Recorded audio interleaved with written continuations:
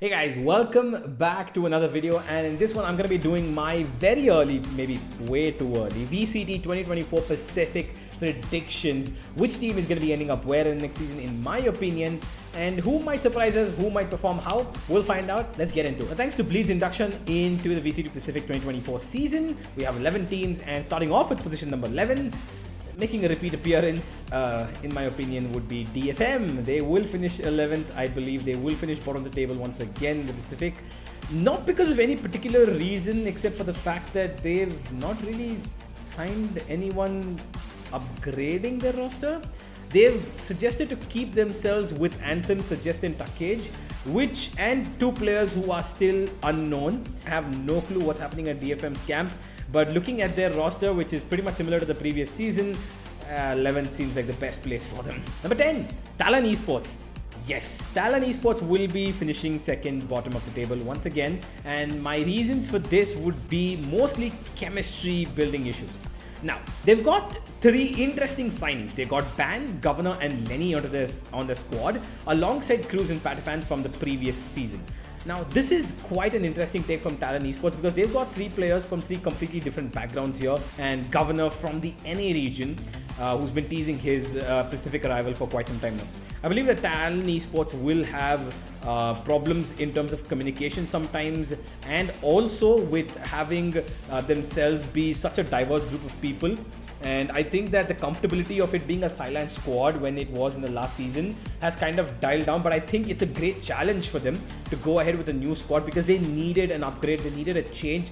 Even if not an upgrade, they needed to go in a different direction, and I think this is a good direction for them. But I still believe that they might not do as well as we would expect them to do with this squad. Maybe 2-3 wins at max. I don't see them doing anything more. Talon Esports at 10th position. Number 9, Zeta Division.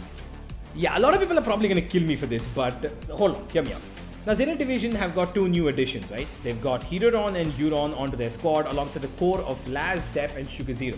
On their day, are a really good team, but they're definitely going to have some chemistry troubles, or I would say performance troubles, with their two new additions because they've never been exposed to that tier 1 level.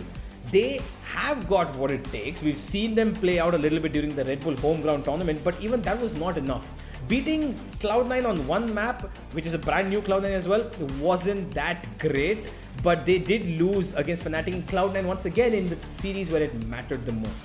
Zeta, very recently with this squad itself, haven't had the best of performances, and based on those, I would say that maybe they need a little more time to fit into their roles and what exactly they're going to do, because the two players, Hiroron and Euron, need a little bit of proper coaching, and I think that will only come with time as they improve themselves and get more tier 1 competition.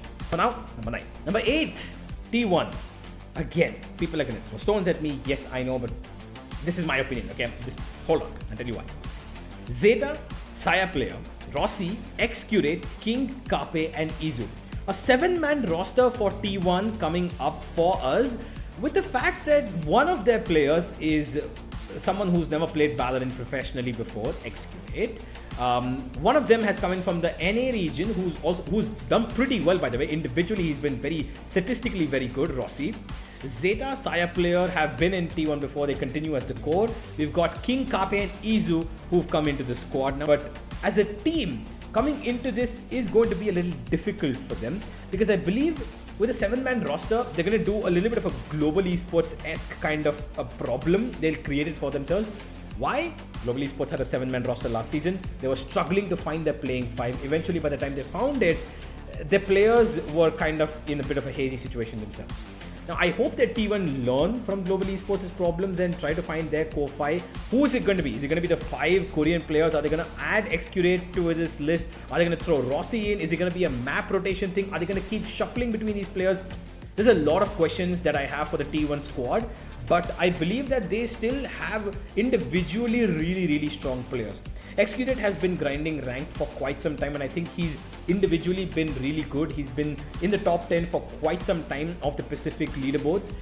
They'll have a season that might go a little up and down. For me, I think it's going to be on 8th position, and they will need some time to settle into this, but because by the time they reach their true potential, I think the season might be towards the end. Number 7, Genji. Yeah, people might be thinking, where the hell have I placed Global Esports? Hold on, I'm not crazy, I'm just doing this based on what I've seen so far. Gen G have got their current squad filled with Munchkin, Texture, Meteor, Lakia, and an unknown fifth who's not yet been signed. They've added Texture from Global Esports, who was a solid rock for them and did really well and is very flexible in the way he plays.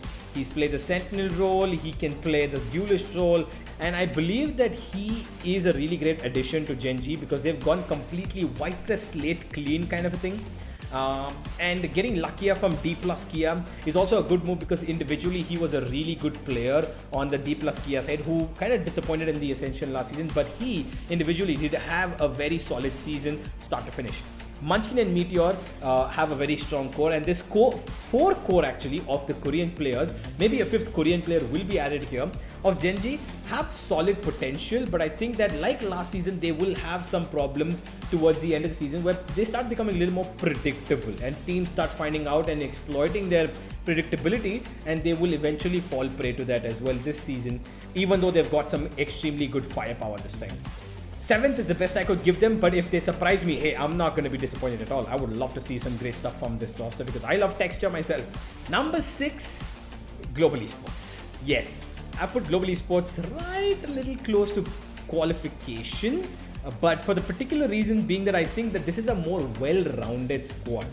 Yes, Global Esports have absolutely tuned out the term of firepower for their entire squad. They've got nobody who can crazily, get them out of situations except for Polvi. Don't get me wrong, Polvi is an absolute baller. He's a cracked aimer, but I believe that in most cases, if he's going to be needing to carry the most aim power in his team, it's going to be a little bit of trouble.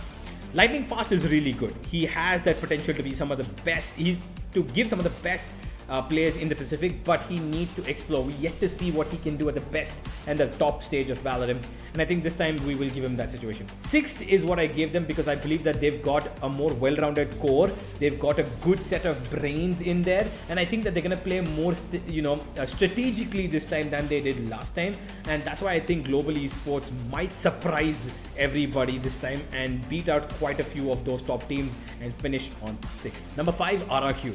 RRQ, again, a solid team. They've not changed too much. They've added more firepower rather. They've gotten Jemkin and Estrella onto their roster while keeping the core of Flipsider, Tuga, Zefiro and Elmimore on the squad, who have already shown to be a winning core for their organization. They've been really good, and I think that they will be having a better season than they did last time. It wasn't that great towards the end of the season. They barely made it to qualification, but this time I think that they will have some great upsets. I believe that they should be able to defeat teams like DRX, who've been slightly more on the vulnerable end, but I think RRQ 5th is a really good position for them because they can settle into a more forthcoming, maybe participating in the Masters 2, maybe even Champions. Number 4, Team Secret. Team Secret, again, last season they were solid. I believe they will finish top 4 once again. I think that Team Secret have, again, a very good and solid core of Jesse Vash, Invi, Bochum and Jeremy. I think that these 4 players are individually very good. They have good brain power, they've got good aim power, and they understand each other really well. The team chemistry in Team Secret is something that has to be taken into example by other teams because they understand the way they play and they trust each other so well, and we've seen that in their team gameplays in the last season.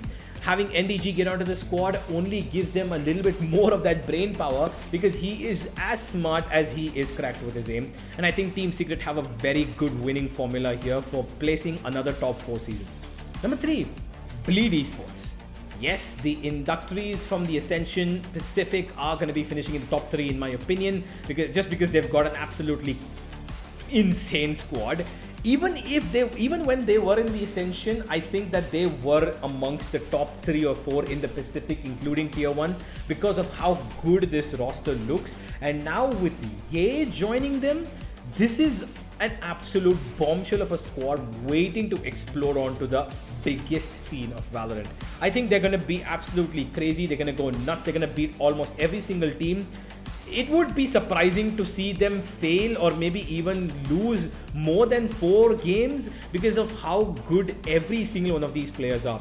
Crazy Guys IGLing has been top notch in the Ascension, and I think he's one of the greatest brains we've seen in the Pacific right now. And having Ye there, Darion, who also complements him really well, Egoist is an addition who is such a solid backbone for the team, and of course the best controller player of Pacific, Scary, apart from of course Monye and Mako.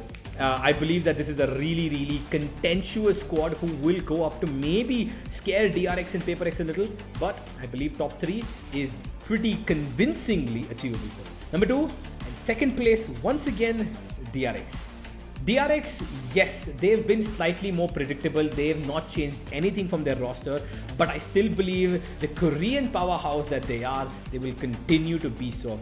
Absolutely no changes whatsoever. They will continue to play their best, and I think that there will be a bit of a change in their coaching style, in their play style. I think Autumn will bring in a new style of gameplay because he's realized after what he saw in Masters and Champions last season that his team has been playing slightly outdated Valorant. While they are really good in their individual statistics, the clutch potential, the chemistry between these boys is amazing since their Vision Striker days.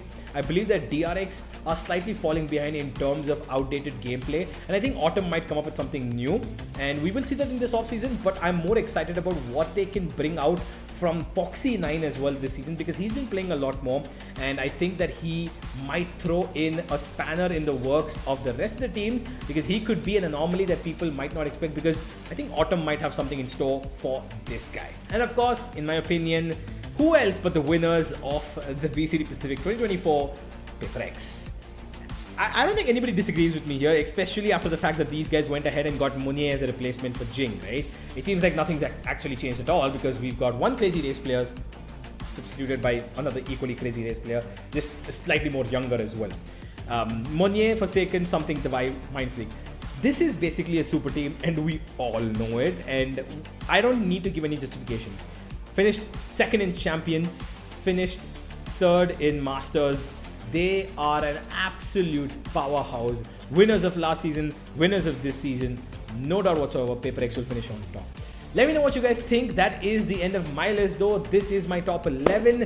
Yes, I expect there to be some surprises. I want there to be some surprises. But what do you think? Who's going to finish where? If you disagree with a couple of my stuff, tell me down below. Don't curse me. Just tell me. Maybe you can have a conversation about it. I'll see you in the next one. Let me know your predictions. And yeah, that's all for a good 2024 season.